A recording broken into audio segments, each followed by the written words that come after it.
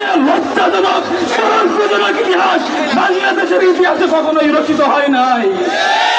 আমরা এটাকে সাধারণ কোন ধর্ষণ হিসেবে দেখছি না। আমরা মনে করি এটাকে একটি সুদূরপ্রসারী একটি পরিকল্পনা। আমাদের মুসলমান বন্ধুর এরকম ভাবে গর্বকে নাপাক করে দেওয়ার জন্য হিন্দুদের একটি কুচক্রী মহল গভীর ষড়যন্ত্র করছে।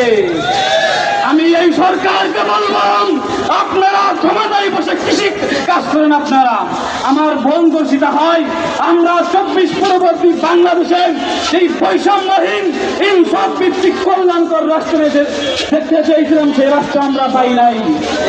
আবু সাইদ মুক্তার যে রাষ্ট্র গঠন করতে চেয়েছিলাম, সেই রাষ্ট্রে কোনো বোন তার নিরাপত্তা নিয়ে ভোগবে না, কিন্তু সেই রাষ্ট্র আমরা পাই নাই।